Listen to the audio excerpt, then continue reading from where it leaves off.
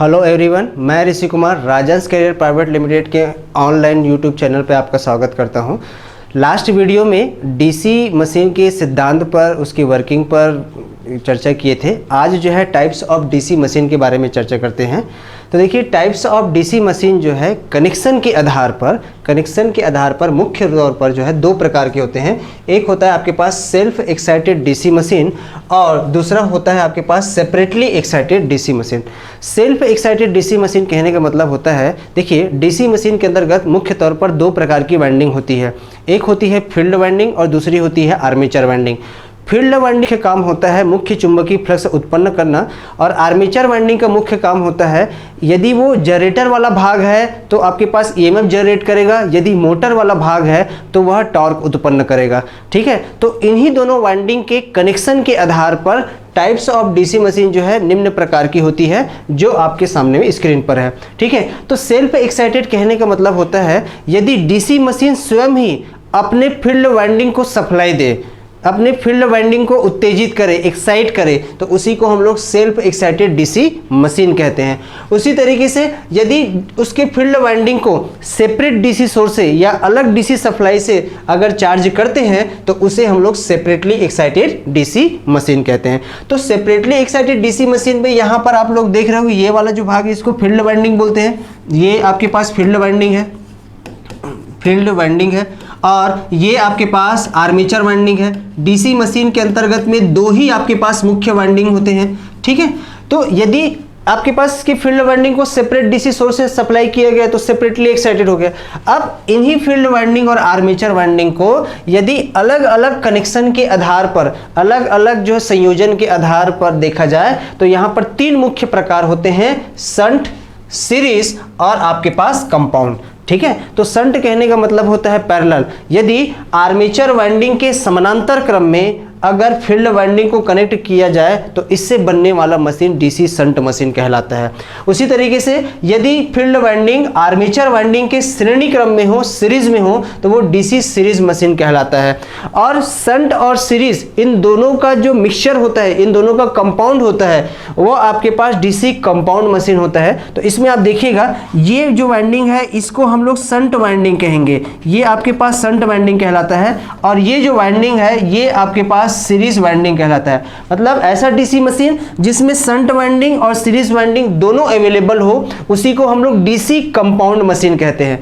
अब DC compound machine के अंतर्गत में यहां पर दो टाइप है, एक है आपके पास कम्युलेटिव और दूसरा होता है आपके पास डिफरेंशियल। तो जेन्युइन भाषा में कम्युलेटिव और डिफरेंशियल का मतलब होता है जुड़ना या घटना। ठीक है, तो यदि शंट वाइंडिंग और सीरीज वाइंडिंग दोनों में करंट की दिशा एक समान हो और दोनों का फ्लक्स यदि आपस में जुड़ जाए तो उसको हम लोग कम्युलेटिव कंपाउंड डीसी मशीन कहेंगे। उसी तरीके से यदि दोनों वाइंडिंग का फ्लक्स यदि आपस में घट जाती है तो इसको हम लोग डिफरेंशियल कंपाउंड डीसी मशीन कहते हैं। तो इस तरीके से मैं बेसिक आपके पास ओवरव्यू बता दिया है कि टाइप्स ऑफ डीसी मशीन कितने प्रकार के होते हैं। अब थोड़ी बहुत जानकारी प्रत्येक डीसी मशीन के बारे में और दे देता हूं मैं यहाँ पर। ठीक है, तो जैसे आपके पास हम डीसी शंट मशीन की अगर बात करें, डीसी शंट मशीन के बारे में अगर बात करें, डीसी शंट मशीन, तो इसमें आपको बताया है कि फील्ड वाइंडिंग जो होती है वो आपके पास आर्मेचर वाइंडिंग के समानांतर क्रम में होती है, आर्मेचर वाइंडिंग के पैरेलल में होती है। ठीक है, इसे आर्मेचर वाइंडिंग कहा जाता है। ये आपके पास आर्मेचर वाइंडिंग होती है और ये आपके पास फील्ड वाइंडिंग होती है, फील्ड वाइंडिंग होती है। अब इसमें एक जानकारी आप ये ध्यान पे रखिएगा, जितने भी आपके इलेक्ट्रिकल मशीन होते हैं उन सभी मशीनों की जो मुख्य वाइंडिंग का जो प्रतिरोध है वो बहुत कम रखा जाता है, महज 1 से 2 ओम रखा जाता है। ठीक है, तो इसके वाइंडिंग का जो रेजिस्टेंस है इसका आपके पास 1 ओम होगा, या जो इसको अपन बोल सकते हैं 1 ओम से भी कम होता है, 1 ओम से आपके पास कम होता है। लेकिन अगर इसकी फील्ड वाइंडिंग के रेजिस्टेंस की बात करूं तो इसकी फील्ड वाइंडिंग का जो रेजिस्टेंस है ये आपके पास 200 से आपके पास 250 ओम के रेंज में या 250 ओम के परास में होता है। ठीक है, इसका मतलब ये है कि इसका जो फील्ड वाइंडिंग का रेजिस्टेंस है इसको अधिक रखा जाता है, हाई रखा जाता है। अब इसमें क्वेश्चन ये पूछा जाता है कि यदि रेजिस्टेंस की वैल्यू हाई है है। तो इसमें नंबर ऑफ टन्स कैसे होंगे, ठीक है, उसका एरिया कैसा होगा, तो इसके लिए कॉन्सेप्ट है, एक बेसिक सा कॉन्सेप्ट है, R इक्वल टू आपके पास होता है रो L बाई ए कॉन्सेप्ट से, ठीक है। तो यदि जिसका प्रतिरोध आपके पास ज्यादा होता है, ठीक है, उसमें उसका एरिया आपके पास कम होगा और लेंथ ज्यादा होगा। तो एरिया कम मतलब कि आपके पास कितना होता है, आपके पास पतला वायर है, थीन मतलब आपके पास हो जाएगा, आपके पास पतला वायर होगा, और लेंथ कम मतलब होता है number of tons, number of tons की जो वैल्यू है ये आपके पास ज्यादा होगी। तो इसकी फील्ड वाइंडिंग को कैसे बनाया जाएगा, तो यहां पर आप ध्यान रखिएगा, इसमें पतले तार के अधिक टन्स बनाए जाते हैं, अधिक टन्स बनाए जाते हैं, ध्यान रखिएगा, इसमें फील्ड वाइंडिंग में पतले तार के अधिक टन्स बनाए जाते हैं। तो इसमें ये क्वेश्चन आपके पास पूछता है। उसी तरीके से हम लोग जो है डीसी सीरीज मशीन में आते हैं।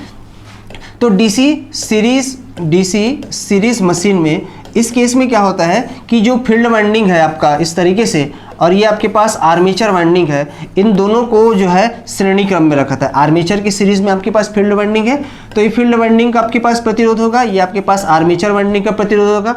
इसका रेजिस्टेंस जो है आपके पास, मैं आपको बताया था कि मेन वाइंडिंग है तो इसका रेजिस्टेंस 1 ओम या 1 ओम के बराबर होगा।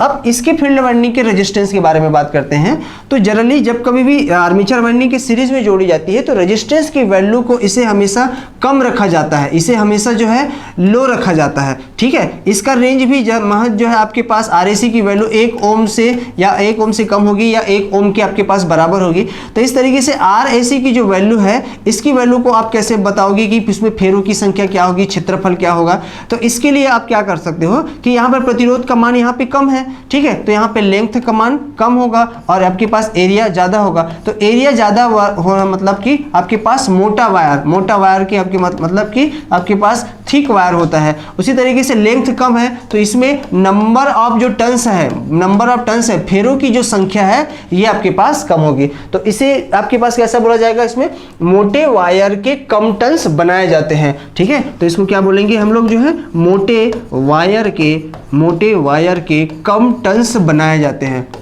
कम टन्स बनाए जाते हैं। तो ध्यान रखिएगा, ये आपके पास एग्जाम में इस तरीके से पूछा जाता है, ठीक है। तीसरा जो है कंपाउंड मशीन के बारे में बात कर लेते हैं। तो देखो भाई, डीसी कंपाउंड मशीन में आपके पास शंट और सीरीज दोनों का मिक्सचर होता है, दोनों का यौगिक होता है, ठीक। तो यहां पर अपन बोलेंगे कि शंट और सीरीज में सेम आपके पास वही प्रॉपर्टी होगी, जैसे शंट वाइंडिंग का प्रतिरोध ज्यादा रखा जाएगा, सीरीज वाइंडिंग का प्रतिरोध कम रखा जाएगा, सेम टू सेम आपके पास कंपाउंड मशीन में वैसा ही रखा जाता है, ठीक है। तो इसमें आपको मैं बताया था कि इसके अंतर्गत में आपके पास 2 टाइप्स होते हैं, कम्युलेटिव और डिफरेंशियल। तो वो कैसे होता है देख लीजिए। जैसे मान के चलिए आपके पास ये मुख्य चुंबकीय फ्लक्स के मेन पोल है, ठीक है, इसको जो है आपके पास मेन पोल पढ़ा जाता है, मेन पोल जो मुख्य चुंबकीय फ्लक्स उत्पन्न करता है। और इसी मेन पोल पर यदि देखा जाए तो इसी मेन पोल में आपके पास वाइंडिंग की जाती है, इसी मेन पोल पर इस तरीके से वाइंडिंग की जाती है। ये आपके पास शंट वाइंडिंग हो गया, और उसी तरीके से इसी में अगर आगे और देखते हैं तो ये आपके पास जो है इस तरीके से ये आपके पास एक और वाइंडिंग हो गया, ठीक है, 2 आपके पास वाइंडिंग हो गया, ठीक। तो इस दोनों वाइंडिंग में अगर देखा जाए तो यहाँ पर आपके पास ISH का करंट फ्लो हो रहा है और यहाँ पे आपके पास ISC करंट फ्लो हो रहा है, ठीक है। इसको मैं मान लेता हूँ कि आपके पास ये शंट वाइंडिंग है, और ये आपके पास, इसको मान लेता हूँ ये आपके पास सीरीज वाइंडिंग है। तो शंट वाइंडिंग और सीरीज वाइंडिंग में दोनों में यदि आपके पास करंट जो है अगर सेम डायरेक्शन में हो, तो ऐसी परिस्थिति में दोनों में टोटल फ्लक्स की जो वैल्यू है वो आपके पास जुड़ जाएगी, दोनों फ्लक्स की वैल्यू आपस में जुड़ जाएगी, ठीक है। अगर करंट की वैल्यू जो है, अगर करंट की वैल्यू आपके पास अपोजिट डायरेक्शन में हो, अपोजिट डायरेक्शन कहने का मतलब होता है कि आपके पास ISH इस दिशा में है और ISC अगर इस दिशा में चली जाए, मतलब इस दिशा में आपके पास चली जाए तो अपोजिट डायरेक्शन हो जाएगा। तो ऐसे सिचुएशन में टोटल फ्लक्स की वैल्यू के बीच में φSH माइनस ऑफ φ होगा, मतलब यहाँ पर टोटल फ्लक्स की वैल्यू कम हो जाती है, यहाँ पर टोटल फ्लक्स की वैल्यू बढ़ जाती है। तो फ्लक्स की वैल्यू बढ़ गई किसकी वजह से, जुड़ने की वजह से, तो इसी को हम लोग किसका नाम दे देते हैं, कम्युलेटिव का। इसी को हम लोग क्या बोल देते हैं, कम्युलेटिव का, कम्युलेटिव कंपाउंड कहते हैं। उसी तरीके से यदि दोनों फ्लक्स की वैल्यू घट रही है, किसकी वजह से, आपके पास अपोजिट डायरेक्शन की वजह से, जिसकी वजह से टोटल फ्लक्स की वैल्यू घट जाती है, तो इसी को नाम दिए हैं हम लोग जो है आपके पास डिफरेंशियल का। तो ये आपके पास इस तरीके से आज हम लोगों ने टाइप्स ऑफ डीसी मशीन में अलग अलग टाइप के डीसी मशीन देखे और उनका जो है बेसिक एक कंस्ट्रक्शन व्यू हम लोग देखे। ठीक है, थैंक यू।